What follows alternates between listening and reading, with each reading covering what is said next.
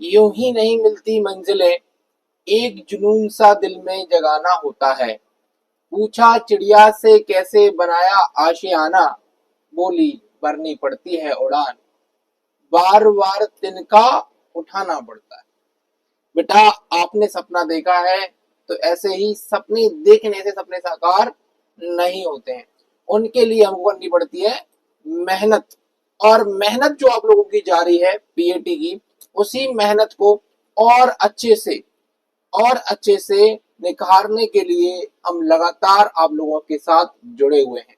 और आज हमारा टॉपिक होने वाला है बायोलॉजी में प्लांट प्रजनन, यानी कि प्लांट ब्रीडिंग और जेनेटिक्स, जिसको हम पादप प्रजनन और अनुवांशिकी कहते हैं। बेहद खास टॉपिक है और एग्रीकल्चर में शायद ही ऐसा कोई सा एग्जाम होगा, मैं पीएटी की बात नहीं कर रहा हूँ, शायद ही एग्रीकल्चर के अंदर ऐसा कोई सा एग्जाम होगा जिसमें ये वाला टॉपिक ना पूछा जाता हो। और इसके जो पीवाईक्यू क्वेश्चन है, जो आए हुए क्वेश्चन है और जो आ सकते हैं क्वेश्चन, उनका एक कॉम्बिनेशन हम आप लोगों के लिए लेके आए हैं।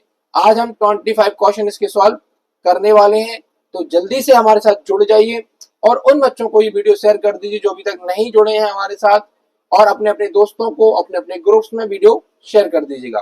ठीक है, तो पहला क्वेश्चन हमारे पास है कि अनुवांशिक विज्ञान विज्ञान जीव विज्ञान की वह शाखा है जिसमें अध्ययन होता है। Genetic is the branch of biology that study. तो भैया जेनेटिक साइंस जो है ना, अनुवांशिक विज्ञान जो है उसके अंदर किस चीज की स्टडी की जाती है, ये हमसे पूछा जा रहा है। तो पहला ऑप्शन आप लोगों के पास है कि जीवों में अनुवांशिकता का मतलब कि हेरिडिटी विद इन ऑर्गेनिजम्स, इसके अलावा जीवों में विभिन्नताओं का, इसके अलावा इंग्लिश में इसको बोलेंगे वेरिएशन विद इन ऑर्गेनिजम्स, जो होते हैं अलग अलग ऑर्गेनिज्म होते हैं उनके अंदर, अनुवांशिकता एवं विभिन्नता भिन्नता दोनों का बोथ, है ना, मतलब heredity and variation, heredity and variation. अगला ऑप्शन है नन ऑफ दीज, तो इसका आंसर है correct C, option number C is the correct answer. बात को समझना, जेनेटिक साइंस के अंदर हम जो है हेरिडिटी और वेरिएशन यानी कि अनुवांशिकता और जीवों में जो भिन्नता पैदा होती है उस दोनों का ही अध्ययन करते हैं। अगला क्वेश्चन आप लोगों के पास है कि मेंडल ने संकरण संबंधी अपने प्रख्यात प्रयोग किस किस पर किए। तो Mendel performed his famous hybridisation experiment on. सीधी भाषा में बोले तो उन्होंने ये कहना चाहते हैं कि मेंडल साहब ने जो है अपने एक्सपेरिमेंट किसके ऊपर किए। तो बताइए जरा, पाइसम सटाइवम में करे, जीवों में भिन्नताओं का यानी कि डिफरेंस इन ऑर्गेनिजम्स उनके अंदर करे, इसके अलावा लाइथेस लेथाइरस ऑडेटेरस के अलावा करे। अगला क्वेश्चन है निकोटियाना यानी कि तमाकू तमाकू की जो प्रजाति होती है निकोटियाना, उसके ऊपर करे। तो मैं अगर आप लोगों से बोलूं, आप 8th-10th क्लास से ये पढ़ते आ रहे हैं कि मेंडल साहब ने जो है वो अपने एक्सपेरिमेंट जो है मटर के ऊपर करे। किस पे करे? मटर पे। भैया उसी का बॉटनिकल नेम तो ये है पाइसम सटाइवम। तो पहला ऑप्शन जो है वो ही क्या हो जाएगा? करेक्ट हो जाएगा। ठीक है, तो बात यह है, क्वेश्चन नॉर्मल है, बस डायरेक्ट नहीं पूछा, तो मेंडल साहब ने जो है अपने प्रयोगों में मटर का पौधा यूज किया, यानी कि पाइसम सटाइवम क्या करा? यूज करा। अगला क्वेश्चन आप लोगों के पास है कि संकरण करते समय पुंकेसरों को निकालने की प्रक्रिया को कहते हैं। संकरण कराते समय पुंकेसरों को निकालने की प्रक्रिया को कहते हैं। The process of removing statements during hybridisation is called. क्या उसको क्या कहते हैं? क्या उसको क्रॉसिंग कहते हैं, कैपिंग कहते हैं, सेल्फिंग कहते हैं, एमेसिकुलेशन कहते हैं? जल्दी से इसका आंसर कमेंट में बताइएगा। तो उसको जो है हम कहते हैं एमल्सिकुलेशन। क्या बोलते हैं? एमल्सिकुलेशन के नाम से जानते हैं। द प्रोसेस रिमूविंग है ना स्टेमन्स ड्यूरिंग हाइब्रिडाइजेशन।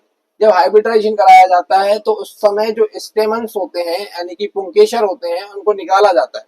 तो इस प्रोसेस को जो है एमल्सिकुलेशन कहा जाता है। क्या कहा जाता है? एमल्सिकुलेशन कहा जाता है। बार बार बोला करो, आप अकेले कमरे में बैठ के बोले कोई दिक्कत नहीं है, आप किसी और के सामने बैठे हैं फिर भी बोल रहे हैं, अच्छी बात है ना, कोई कुछ भी बोले, आप लोगों को शर्माना नहीं है, बोलना है। ठीक है, चलिए, क्योंकि ये शब्द ऐसे हैं बायोलॉजी के जो बार बार बोलने से ही आते हैं। अगला क्वेश्चन आप लोगों के पास है कि जब एक विषम युग्मी यानी कि जिसको हम हेट्रोजाइगम्स कहते हैं ऑफ स्प्रिंग की उसके प्रभावी समयुग्मी यानी कि जिसको हम रिसेसिव होमोजाइगस कहते हैं, पिता से क्रॉस कराया जाता है तो उसे क्या कहा जाता है। मेरी बात को समझना कि एक ऐसी ऑफस्प्रिंग यानी पूर्वज है जिसको हम हेट्रोजाइगस हैं, उनका जो है हम उसके जो अप्रभावी फादर है, पिता है जो कि समयुग्मी है यानी कि रिसेसिव होमोजाइगस है, पिता से क्रॉस करा दे तो उसके साथ क्या दिक्कत होगी, मतलब कैसा ये जो है सामने जो क्रॉस है वो किस प्रकार का क्रॉस कहलाएगा। तो when a heterozygous offsprings crossed with his recessive homozygous parents it is called, तो वो क्या कहलाएगा, जल्दी बताइए क्या कहलाएगा। क्या वो रेसिप्रोकल क्रॉस कहलाएगा, डिहाइब्रिड क्रॉस कहलाएगा, टेस्ट क्रॉस कहलाएगा, एंड नन ऑफ दिस, इनमें से कुछ भी नहीं कहलाएगा। तो इसका आंसर आप लोगों को पता है, ये टेस्ट क्रॉस कहलाता है। क्या कहलाता है, टेस्ट, क्योंकि पर्पस भी इसका एक टेस्ट है तो ये टेस्ट क्रॉस कहलाता है। क्या कहलाता है, टेस्ट क्रॉस कहलाता है। अगला क्वेश्चन आप लोगों के पास है कि निम्नलिखित में से किस फसल में स्वपरागण होता है। वेरी वेरी मोस्ट क्वेश्चन है, यहाँ पे बस याद रखना कि कभी भी ऑप्शन चेंज हो सकते हैं, क्वेश्चन सेम टू सेम आएगा। In which of the following crop self pollinated या सेल्फ पॉलिनेशन ऑक्योर, इनमें से किस फसल के अंदर जो है स्वपरागण यानी कि सेल्फ पॉलिनेशन होता है। तो क्या मक्का में होता है, तंबाकू में होता है, गेहूं में होता है, या फिर खजूर में होता है, जल्दी से बताइए। तो मैं आपको बता दूं, आपको लग रहा होगा कि मक्का जो है वो सेल्फ पॉलिनेटेड है, बेटा ये सेल्फ पॉलिनेटेड नहीं है, ये क्रॉस पॉलिनेटेड है, लेकिन इसमें सेल्फ पॉलिनेशन भी पॉसिबल है। फिर आता है कौन सा, तंबाकू, तो तंबाकू भी क्या है, ये भी सेल्फ पॉलिनेटेड नहीं है। गेहूं में सेल्फ पॉलिनेशन होता है, गेहूं में क्या होता है, सेल्फ पॉलिनेशन होता है, खजूर में सेल्फ पॉलिनेशन नहीं होता है। तो यहाँ पे जो हम बात कर रहे हैं गेहूं यानी कि वीट जो है वो क्या है, सेल्फ पॉलिनेटेड क्रॉप है। अगला क्वेश्चन है, इनब्रिड लाइनों का बनना किसके लिए अनिवार्य है। The formation of inbred lines is essential for, जो इनब्रिड लाइंस होती हैं वो उनका बनना जो है किसके लिए जरूरी हो जाता है, इसका आंसर आप लोगों को जो है बताना है। तो पहला ऑप्शन है पेडेग्रिंग ब्रीडिंग के लिए। अगला ऑप्शन है कि रोग विरोधी पौधों के विकास संबंधी ब्रीडिंग के लिए, मतलब ऐसे पौधे आप पैदा करना चाहते हैं जिनके अंदर बीमारियां ना लगे, तब आपको इनब्रिड लाइनों की आवश्यकता पड़ती है, या फिर मोटेशन के लिए जरूरत पड़ती है। या फिर अगला ऑप्शन है कि हाइब्रिड विगर का लाभ उठाने के लिए, to take advantage of hybrid vigour जो होते हैं उनका फायदा लेने के लिए। तो ये बात बिल्कुल सही है, ऑप्शन नंबर डी, जो हाइब्रिड विगोर होते हैं उनका फायदा लेने के लिए हम जो है इनब्रिड लाइनों की जो है हमको आवश्यकता पड़ जाती है। अगला क्वेश्चन आप लोगों के पास है, विसंयोजन के नियम को किसने प्रतिपादित किया था। विसंयोजन के नियम को किसने प्रतिपादित किया था, who proposed the law of, है ना, जिसको विसंयोजन यानी कि डिस्कोलेक्शन जो होता है वो बोला जाता है। विसंयोजन जो होता है इसको किसने प्रतिपादित किया था, तो बर्टसन, मेंडल साहब हैं, डार्विन है, स्वामीनाथन है। तो देखो यहाँ पे दो तीन चीजें हैं, आप लोग आराम से समझ सकते हैं। इसका आंसर पहले आप कमेंट में बताइए, फिर मैं आपको बताता हूँ। स्वामीनाथन तो हो ही नहीं सकता, पॉसिबल ही नहीं है ना। बर्टसन साहब का कोई लेना देना है नहीं, डार्विन और मेंडल में से करिए।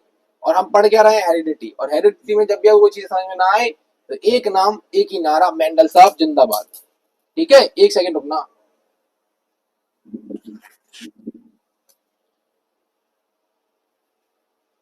ठीक है, तो क्या है, जो मेंडल साहब हैं यही जो है वो जिंदाबाद रहते हैं।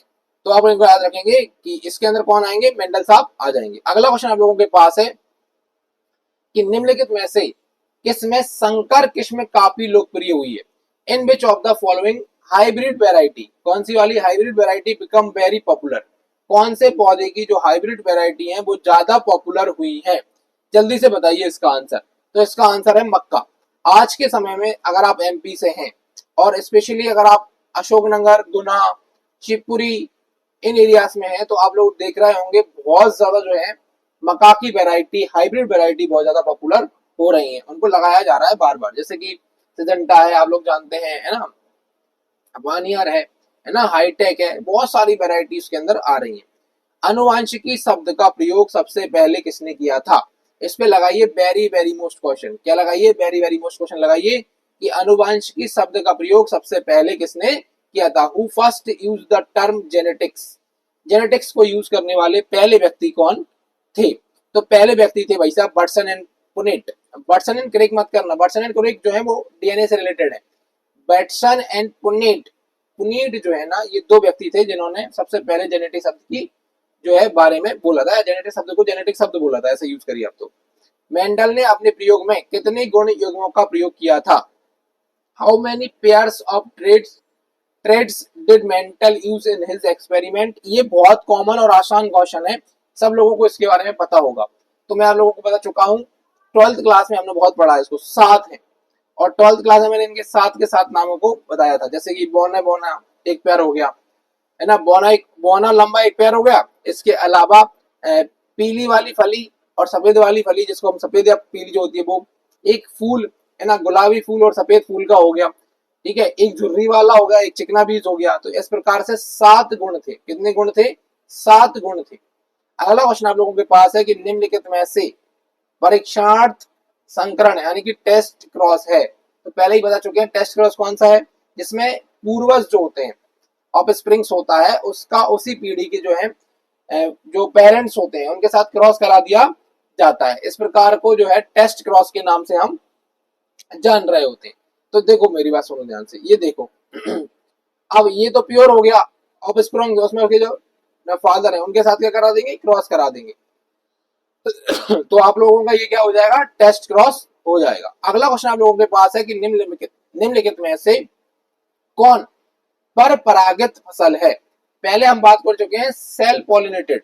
तो सेल पॉलिनेटेड में सबसे पहले आया था गेहूं, है ना, 100 परागण में। तो यहाँ पे गेहूं सबसे पहले बाहर हो जाएगा। सबसे पहले क्या बाहर हो जाएगा? गेहूं बाहर हो जाएगा। फिर धान, धान में भी भैया सेल पॉलिनेशन होता है, ये भी बाहर हो जाएगा। मटर भी सेल पॉलिनेटेड और बेसिकली सेल पॉलिनेटेड क्रॉप है, लेकिन कभी कभार अगर आप चाहें तो इसमें क्रॉस पॉलिनेशन भी करा सकते हैं। लेकिन एक मकई है जो कैसी है क्रॉस पॉलिनेटेड फसल है। अब आप बोलोगे कि सर खेत में मक्का बोई है, अब उसमें क्रॉस पॉलिनेशन के लिए कौन कराने जा रहा है? क्रॉस पॉलिनेशन का मतलब होता है कि जो पौधा है, एक पौधा यहाँ पे लगा हुआ है, इसमें बालें लगी रहती हैं, आपको पता होगा। दूसरा पौधा यहाँ लगा रहता है, इसमें भी क्या लगी रहती है? बालें लगी रहती हैं, और यहाँ पे जो है भुट्टा लगता है। तो ये बीज करके यहाँ गिर जाते हैं हवा के थ्रू, इसको क्रॉस पॉलिनेशन बोलते हैं। ऐसा नहीं है कि कोई कराने जा रहा है, बात को समझना, ठीक है। अगला क्वेश्चन आप लोगों के पास है कि 100 परागत फसलों के लिए सबसे अधिक उपयोग में लाई जाने वाली प्रजनन विधि कौन सी है? 100 परागत फसलों के लिए सबसे अधिक प्रयोग में लाई जाने वाली सबसे बड़ी प्रजनन विधि कौन सी है? विच of the most commonly used breeding method for sale pollinated cross? For sale pollinated cross, तो उसके लिए सबसे ज्यादा कौन सी प्रचलित जो है वो विधि है? तो आपको पता है उत्परिवर्तन। क्या है? उत्परिवर्तन, जिसको हम मोटेशन कहते हैं। मोटेशन क्या कहते हैं? मोटेशन कहा जाता है। मोटेशन जो है एक बढ़िया शब्द है। जैसे आप ये मानिए कि बंदर से हम इंसान बने, तो इसी प्रक्रिया के तरह बने।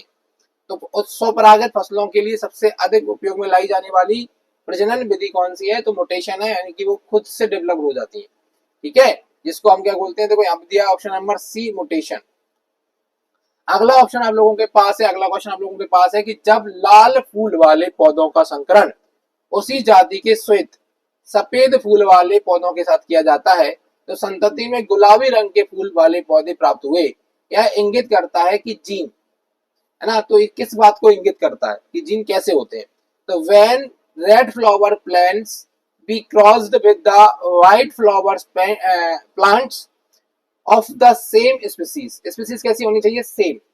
The offsprings produce pink flower plants, this indicate that the gene is, gene कैसा है? प्रभावी है, अप्रभावी है, अपूर्ण प्रभावी है, उत्परिवर्तित है? इसका आंसर भी जो है आप लोग जल्दी से कमेंट के अंदर बताएंगे। तो ये कैसा है? अपूर्ण प्रभावी है। देखो ना तो व्हाइट कलर रहा ना रेड रहा, तो कैसा आ गया? गुलाबी आ गया। तो इसको बोलेंगे इनकम्प्लीट डोमिनेंट। कैसा है? फ्लावर अच्छा है, डोमिनेंट में है, लेकिन पूरा डोमिनेंट में नहीं है, इनकम्प्लीट डोमिनेंट के अंदर है। यहीं पे मेंडल साहब जो है फ्लॉप हो जाते हैं, ठीक है। निम्नलिखित में से कौन सा शब्द विपर्यासी लक्षणों के जोड़े को प्रकट करता है? Who is the following word represent the pair of opposite characters? विपरीत, है ना, जो विपरीत लक्षण होते हैं, अपोजिट लक्षण होते हैं, उनको जो है क्या करता है? इंडिकेट करता है, रिप्रेजेंट करता है। तो पहला है युग्मविकल्पी, दूसरा है लक्षण प्रारूप, तीसरा है समजात, अगला है विषम युग्मजी। कौन सा है? विषम युग्मजी। तो यही वाला शब्द है, क्योंकि उल्टे वाले लक्षणों को यही दिखाएगा, जिसको अपन बोलते हैं हेट्रोजाइगस। कैसे हैं? हेट्रोजाइगस जो होते हैं, विषम युग्मजी जो होते हैं, वो विपरीत लक्षण वाले पैरों को दिखाते हैं। ठीक है, अगला क्वेश्चन आप लोगों के सामने है कि एकल संकरण की F2 पीढ़ी में अनुवांशिक रूप यानी कि जीनोटाइप जो होते हैं, अनुपात क्या होगा? एकल संकरण की F2 पीढ़ी में अनुवांशिक रूप, जिसको हम जीनोटाइप कहते हैं, अनुपात क्या होगा? What will be the genotype ratio is the F2 generation of a single cross? इसका आंसर क्या होगा?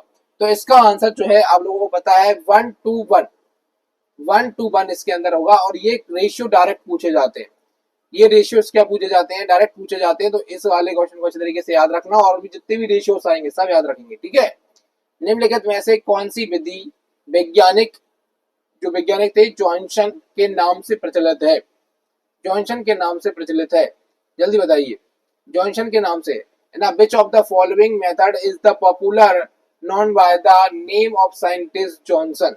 तो जॉनसन के नाम से कौन सी जो विधि है वो फेमस है, प्रसिद्ध है? इसका आंसर आप लोग जो है कमेंट के अंदर बताएंगे। तो ये है विशुद्धि वंशक्रम चयन, विशुद्धि वंशक्रम चयन, जिसको हम बोलते हैं प्योर लाइनेज सिलेक्शन, है ना।